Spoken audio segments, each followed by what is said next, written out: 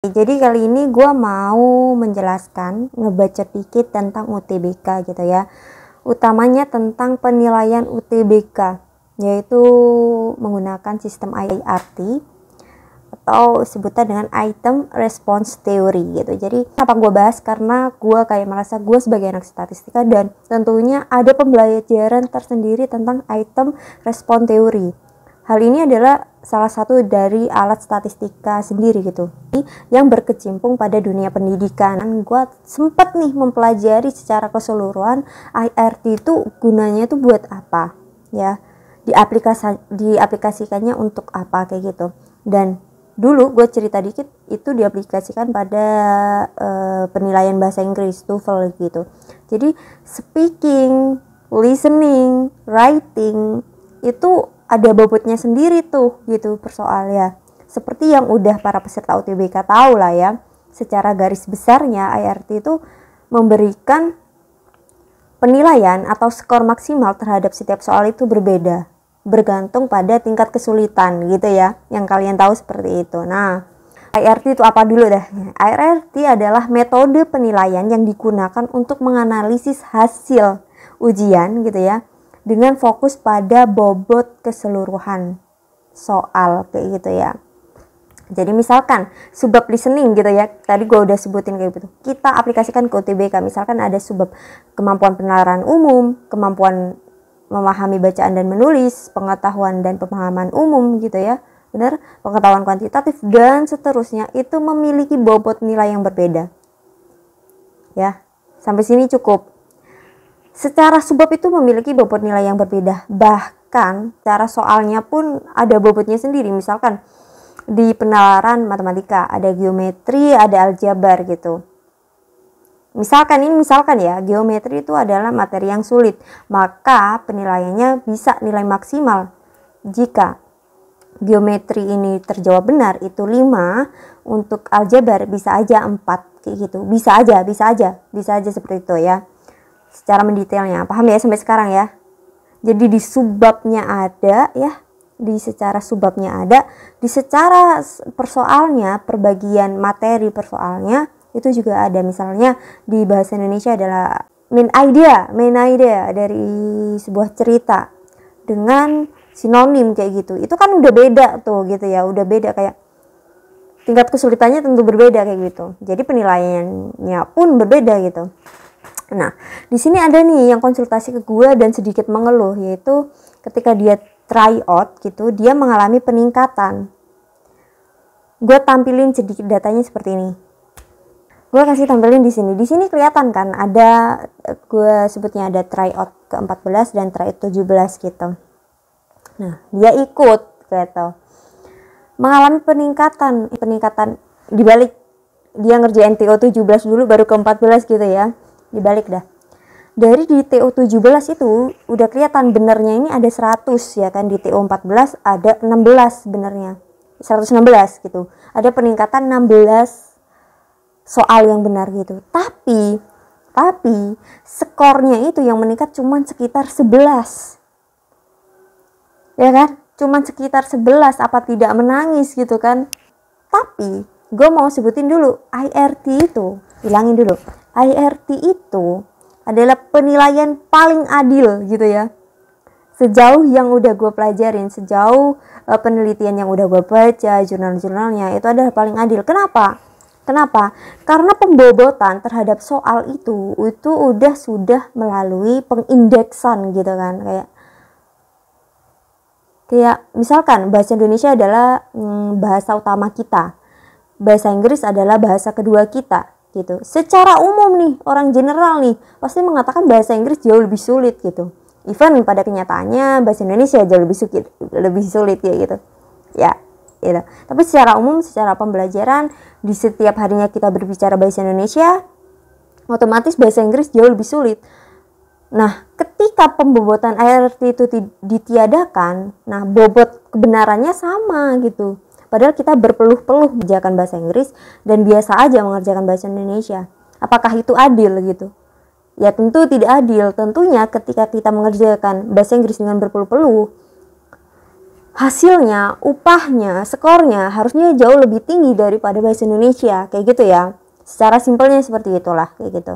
Jadi RRT itu fair gitu ya, adil gitu. Jadi kenapa ada RRT gitu? Kita lanjut nih ke data berikut.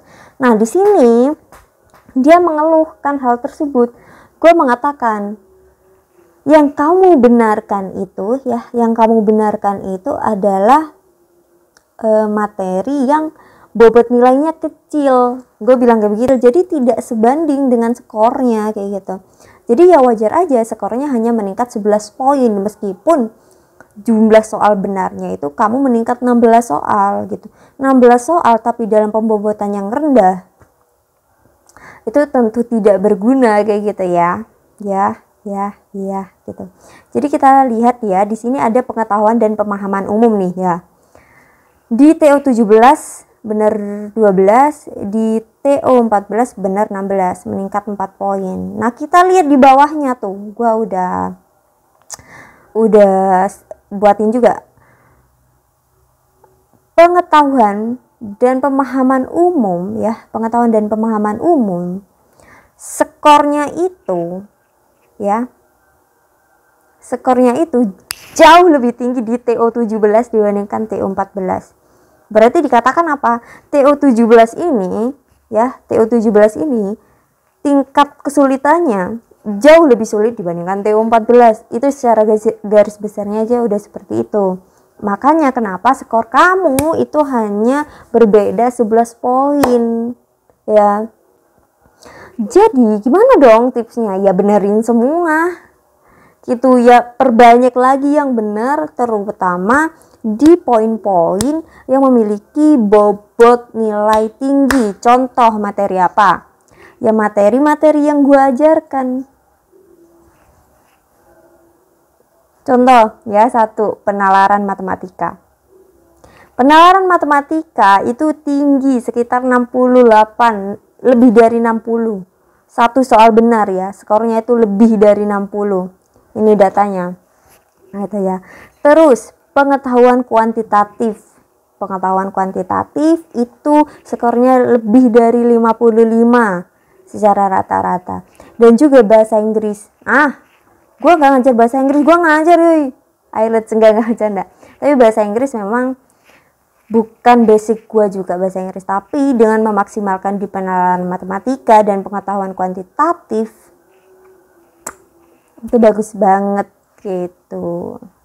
Bukan berarti gue menyuruh kalian untuk melupakan hal yang lain kayak literasi bahasa Indonesia, kemampuan penalaran umum. Jangan.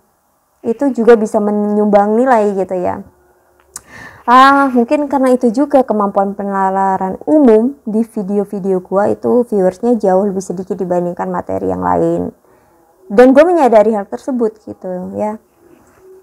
Tapi ya banyak latihan lu bisa aja bener 30 dan itu nyumbang banget ke skor kayak gitu ya. Jadi kayak begitu. Jadi ini ya, gue mau kasih tips gini aja. Gue fokuskan ya, ada 2 posisi, ada 2 goals gitu. Di sini ada yang goalsnya prodi ya. Goalsnya prodi, entah mau di universitas PTN manapun, yang penting prodinya itu. Di sini ada yang goalsnya PTN, entah prodi apapun itu, gitu. Jadi ketika yang PTN ini, ya kalian harus memaksimalkan skornya di materi-materi yang memiliki bobot nilai tinggi. Contoh, penalaran matematika, pengetahuan kuantitatif, bahasa Inggris, kemampuan memahami bacaan. Kemampuan memahami bacaan, ya, gue kasih notes. Kemampuan memahami bacaan itu juga ada di kemampuan penalaran umum. Itu beriringan materinya ya. Beriringan. Masuk ke logika juga gitu. Di TPA itu kan cuma ada 4 subbab kayak logika, verbal, terus kuantitatif dan figural kayak gitu ya. Itu ya TPA. Sebenarnya itu mereka semua ada kecuali figural diganti bahasa Inggris aja gitu ya di UTBK seperti itu. Pada intinya mereka memainkan logika, kuantitatif, dan tentang kosakata kayak gitu. Pemahaman kita dalam membaca seperti itu, kayak gitu ya. Catat. Jadi kalau PTN, maksimalkan di bobot-bobot nilai tinggi. Nah, kalau kalian ngejarnya prodi, kalian harus cari tahu beneran. Ini gue udah note banget ini di setiap video gue nih.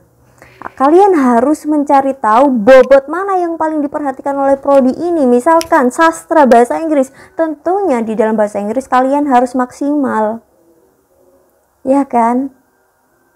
Seperti itu kalau kalian ngejarnya prodi. Kalau kalian ngejar dua-duanya, prodi dan PTN, nah tuh belajarlah banyak-banyak kalian kayak begitu. Belajar, ini masih ada cukup waktu untuk belajar, dan gue mau temenin dengan cara ikut kelas, join kelas gue.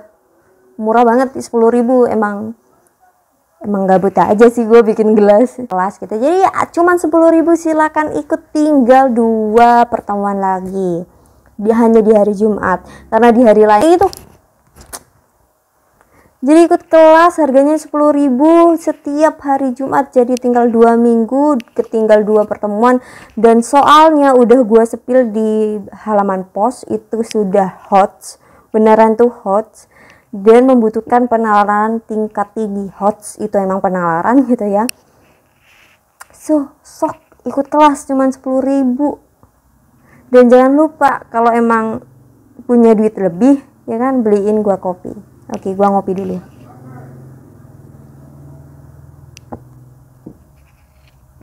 Hehe.